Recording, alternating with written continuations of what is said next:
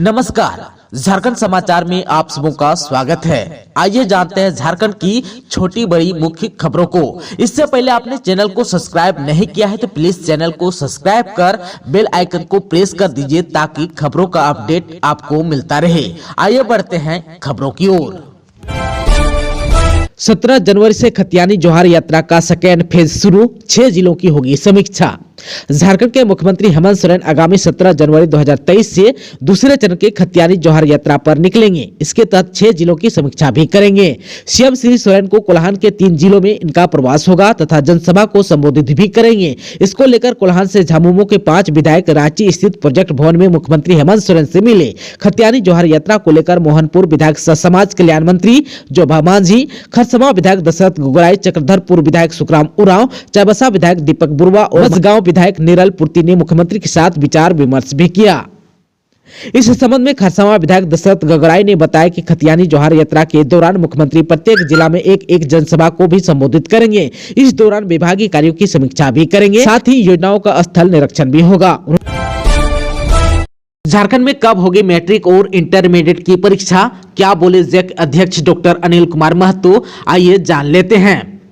झारखंड में मैट्रिक और इंटरमीडिएट की परीक्षा का इंतजार कर रहे परीक्षार्थियों के लिए अच्छी खबर है। इंतजार की अब घड़ियां खत्म हो गई। होली के बाद मैट्रिक और इंटरमीडिएट की परीक्षा का आयोजन किया जाना है। झारखंड एकेडमिक काउंसिल यानी कि जैक द्वारा मार्च में होली के बाद मैट्रिक और इंटरमीडिएट की परीक्षा ली जाएगी। ऐसे उम्मीद की जा रही है कि 13 और 14 मार्च से परीक्षा हो सकती है। हालांकि तारीखों का ऐलान अभी नहीं किया गया है। झारखंड एकेडमिक काउंसिल के अध्यक्ष डॉक्टर अनिल कुमार महतो ने बताया कि मार्च में होली के बाद मैट्रिक और इंटरमीडिएट की परीक्षा ली जाएगी। पहले की तरह ही परीक्षा का आयोजन एक टर्म में होगा। राज्य सरकार द्वारा प्राप्त निर्देशों का पालन करते हुए परीक्षा के आयोजन की तैयारी की जा रही है। कोरोना के कारण पिछली बार 2 टर्म में परीक्षा ली गई थी, लेकिन इस बार एक ही बार में परीक्षा आयोजित की जाएगी। सीबीएसई 10वीं और 12वीं की परीक्षा की डेट शीट जारी। सीबीएसई 10वीं और 12वीं की परीक्षा की डेट शीट जारी हो गई है। परीक्षाएं 15 फरवरी से आयोजित होंगी। ऐसे में स्टूडेंट के पास रिवीजन के लिए काफी कम समय बचा है। विद्यार्थियों को अब 1 महीने में परीक्षा की तैयारी के लिए विशेष रणनीति बनाकर पढ़ाई करनी होगी। स्कूल के शिक्षकों का भी कहना है कि बच्चों के लिए यह समय काफी उपयोगी है। वहीं सीबीएसई के कोऑर्डिनेटर डॉक्टर राम सिंह ने कहा कि विद्यार्थियों को प्रत्येक विषय के चैप्टर की गंभीरता से पढ़ाई करनी होगी। आसान और कठिन चैप्टर की सूची अलग कर लें, इससे रिवीजन करने में मदद मिलेगी।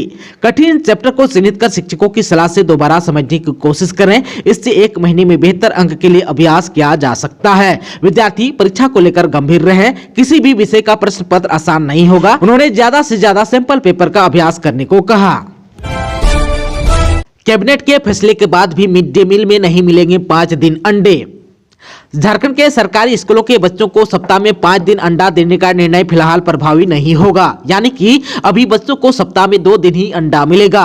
कैबिनेट के निर्णय के लगभग 2 माह बाद भी इस संबंध में स्कूली शिक्षा एवं साक्षरता विभाग द्वारा अधिसूचना जारी नहीं की गई है। आप सबको बता दो कि राज्य में 1ली से 8वीं कक्षा तक के बच्चों को मध्याह्न भोजन के तहत अभी सप्ताह में 2 दिन ही अंडा दिया जाता है। झारखंड राज्य मध्याह्न भोजन प्राधिकार ने बच्चों को सप्ताह में 5 दिन अंडा देने का प्रस्ताव तैयार किया था। विभागीय स्तर पर इसकी प्रक्रिया पूरी होने के बाद इसे कैबिनेट से स्वीकृति के लगभग 2 माह बाद बीत जाने के बाद भी आगे की प्रक्रिया पूरी नहीं हो सकी। संभावना जताई जा रही कि बच्चों को सप्ताह में 5 दिन अंडा देने का निर्णय की दोबारा समीक्षा हो सकती है। इसके लिए फिर से प्रस्ताव तैयार किया जाएगा। फिलहाल बच्चों को 2 दिन ही अंडे मिलेंगे।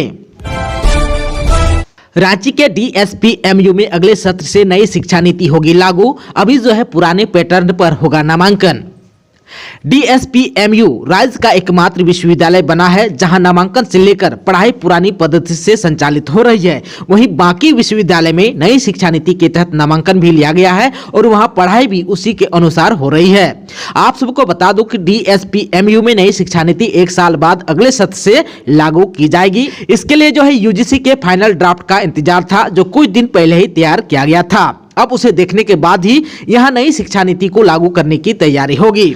आप सबको बता दूं कि कुलपति डॉक्टर तपन कुमार सांडिल्य ने बताया कि वर्तमान में पुराने पैटर्न से पढ़ाई करने से विद्यार्थियों को कोई नुकसान नहीं होगा। वहीं उन्होंने कहा कि नई शिक्षा नीति अगले सत्र के विद्यार्थियों पर ही लागू की जाएगी। वहीं इस सत्र में DSPMU में स्नातक में जिन विद्यार्थियों ने नामांकन लिया है उन्होंने ऑनर्स के अनुसार लिया है, जबकि नई शिक्षा नीति में ऑनर्स को समाप्त कर दिया गया है। इस पर कुलपति का कहना है कि इससे विद्यार्थियों को कोई परेशानी नहीं होगी। जैसे विद्यार्थियों को पहले डिग्री मिलती थी आगे भी वैसे ही डिग्री मिलेगी।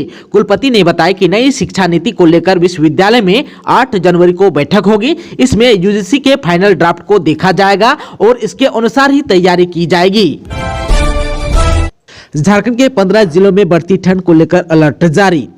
झारखंड में शीतलहर चल रही है। आसमान पर भी घना कोहरा छाया हुआ है। धुंध की वजह से 2 दिनों से धूप नहीं दिखाई दे रहा है। तापमान में आ रही लगातार गिरावट से ठंड बढ़ गई है। इसको देखते हुए मौसम विभाग ने राज्य के 6 जिलों के लिए येलो अलर्ट जारी किया है, जबकि 9 जिलों के लिए ऑरेंज अलर्ट जारी किया है। साथ ही अगले 2 दिनों तक इन जिलों में घने कोहरे छाए रहने का पूर्वानुमान भी किया है। मौसम विभाग ने देवघर, जामताड़ा, दुमका, पाकुड़, साहिबगंज, गोड्डा, सरायकेला खरसावां और पूर्वी सिंहभूम के लिए ऑरेंज अलर्ट जारी किया है। वहीं मौसम विभाग का पूर्वानुमान है कि 9 जिलों में घना कोहरा और धुंध की वजह से विजिबिलिटी 50 मीटर से 200 मीटर कम हो जाएगी। वहीं विभाग ने इन 6 जिलों में यानी कि गढ़वा, पलामू, चतरा, हजारीबाग, कोडरमा और गिरिडीह में येलो अलर्ट जारी किया है। इन जिलों में कोहरे या धुंध की वजह से 7 जनवरी तक 200 मीटर विजिबिलिटी रहने का पूर्वानुमान है। मौसम विभाग के अनुसार राजधानी में 9 जनवरी तक सुबह में कोहरा या धुंध रहेगा। साथ ही 7 जनवरी तक आसमान में आंशिक रूप से बादल छाए रहेंगे। हालांकि आज और 6 जनवरी को आसमान साफ रहेगा। इस दौरान तापमान न्यूनतम 9 डिग्री सेल्सियस और अधिकतम 23 डिग्री सेल्सियस के बीच रहेगा। आप सबको बता दें कि रांची में कोहरे और वायुमंडल में 79% की आर्द्रता के कारण विजिबिलिटी कम हो गई है, जिसकी वजह से रांची से कई फ्लाइट्स उड़ान नहीं भर पाई। झारखंड में कोहरे का असर विमानों पर। 5 हवाई जहाज रांची एयरपोर्ट पर नहीं कर सकी लैंडिंग। रांची में कोहरे के कारण लगातार विमान सेवा बाधित हो गई है। 4 जनवरी की सुबह से कोई विमान नहीं उतर पाई। करीब 7 विमानों को दूसरी जगहों पर लैंडिंग करानी पड़ी। वहीं कई विमानों के समय में बदलाव किया गया है। सुबह की लगभग 5 विमान देर से उतरी है। एक भी विमान रांची एयरपोर्ट पर लैंड नहीं कर पाई है। दिल्ली समेत अन्य महानगरों में आवाजाही करने वाले यात्रियों को परेशानी का सामना करना पड़ रहा है। बेंगलुरु, कोलकाता, हैदराबाद, मुंबई, दिल्ली और पुणे के फ्लाइट को काफी देर से उतारा गया। कोहरे के कारण विजिबिलिटी काफी कम हो गई है। इस कारण विमानों को लैंडिंग नहीं कराई जा सकी है। बताया जाता है कि 2 विमानों को कुछ देर के लिए ओडिशा में रोकने के बाद वापस रांची में लैंड कराया गया, जब विजिबिलिटी ठीक हुआ। इस दौरान यात्रियों को मुश्किलों का सामना करना पड़ा। यात्री एयरपोर्ट पर विमानों का इंतजार करते हुए नजर आए। सूचनाएं भी स्पष्ट नहीं दी जा रही थी, जिस कारण काफी दिक्कतों का सामना करना पड़ रहा था। सहारा इंडिया के खिलाफ झारखंड में बड़ी कार्रवाई। धनबाद में 125 करोड़ से अधिक का धोखाधड़ी का केस सुब्रत राय समेत अन्य पर दर्ज। झारखंड सरकार उठा सकती है सहारा के निवेशकों के पक्ष में बड़ा कदम। झारखंड में सहारा इंडिया के मामले में बड़ी कार्रवाई की गई है। धनबाद के चिरकुंडा के लोगों ने केस किया है। धनबाद कोर्ट के आदेश के बाद केस दायर किया गया है। सिंदरी मोड़ निरसा निवासी जनार्दन मिश्रा की शिकायत पर सहारा इंडिया के चेयरमैन सुब्रत राय, वाइस चेयरमैन सपना राय, उपनिदेशक ओम प्रकाश श्रीवास्तव, नीरज कुमार पाल, कार्यपालक निदेशक देवेंद्र कुमार श्रीवास्तव, निदेशक BK Srivastava, zonal manager Sundar Jha, regional manager Dhanbad region Vikas Kumar, Chirkunda के सेक्टर मैनेजर बसंत कुमार सिंह के खिलाफ धोखाधड़ी कर 135 करोड़ 64,25,107 रुपए का धोखाधड़ी करने का आरोप लगाया है। उनका आरोप है कि लोगों की गाढ़ी कमाई का पैसा सहारा ने जमा कराया और अब उनको पैसा नहीं लौटाया जा रहा है। अब जो है इस मामले को लेकर झारखंड सरकार हरकत में आ गई है। सरकार इस मामले पर एक्शन लेने की तैयारी कर रहा है। और आजसू विधायक लंबोदर महतो ने विधानसभा में इस मामले को उठाया था। इसमें मांग की थी कि सहारा सुब्रत राय को विधानसभा की कमेटी के समक्ष बुलाया जाए ताकि जमाकर्ता की बड़ी धनराशि वापस की जा सके। मिसिर बेसरा अनलदा दस्ते के 8 नक्सलियों ने रांची में किया सरेंडर। नक्सली संगठन भारतीय कम्युनिस्ट पार्टी माओवादी की केंद्रीय कमेटी के सदस्यों यानी कि मिसिर बेसरा उर्फ सागर जी और पतिराम मांझी उर्फ अनलदा के दस्ता के 8 सदस्यों ने बुधवार को राजधानी रांची में सरेंडर कर दिया। सरेंडर करने वाले 8 नक्सलियों में 4 महिला थी। सड़कों पर उतरा जैन समाज, राज्यपाल को ज्ञापन सौंपकर की मांग, जैन मुनि ने त्यागे प्राण। गिरिडीह स्थित श्री समेत शिखर जी पारसनाथ पर्वतराज को पर्यटन स्थल घोषित किए जाने के विरोध में मंगलवार को राजधानी में विशाल मौन पदयात्रा निकाली गई। इसमें बड़ी संख्या में जैन समाज, मारवाड़ी समाज और अन्य संगठनों के पुरुष और महिला शामिल थे।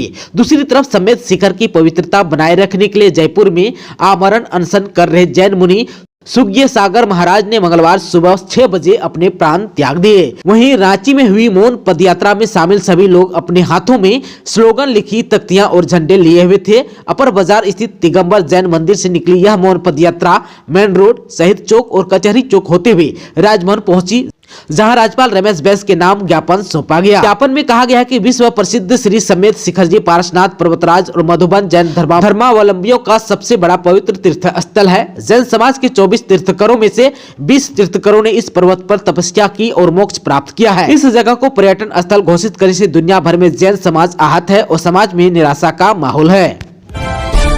श्री समेत शिखर जी पर फैसला पलटेगा, केंद्र सरकार जल्द उठा सकती है कदम।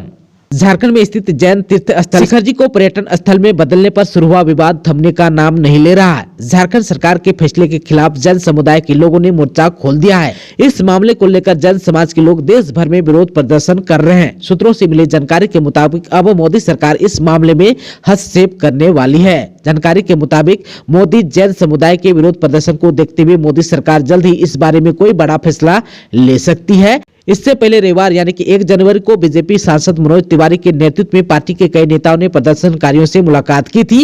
इस दौरान मनोज तिवारी ने प्रदर्शनकारियों से 15 दिन में उनकी मांग को पूरा करने का आश्वासन दिया था। 6 जनवरी से झारखंड के अधिवक्ता नहीं करेंगे न्यायिक कार्य, कोर्ट फीस बढ़ोतरी, एडवोकेट प्रोटेक्शन एक्ट लागू नहीं करने से अधिवक्ताओं में नाराजगी। 8 जनवरी की बैठक में तय करेंगे रणनीति। राज्य की अधिवक्ता 6 जनवरी से किसी भी तरह के न्यायिक कार्य नहीं करेंगे। न्यायिक कार्यों से खुद को अलग रखने की बात उन्होंने अगली रणनीति तय होने तक की है। बुधवार को एक आपात बैठक झारखंड राज्य बार काउंसिल की हुई, जहां तय किया गया कि झारखंड के अधिवक्ताओं के हितों की लगातार अनदेखी की जा रही है। ऐसे में 6 जनवरी से सभी अधिवक्ता खुद को न्यायिक कार्यों से अलग रखेंगे।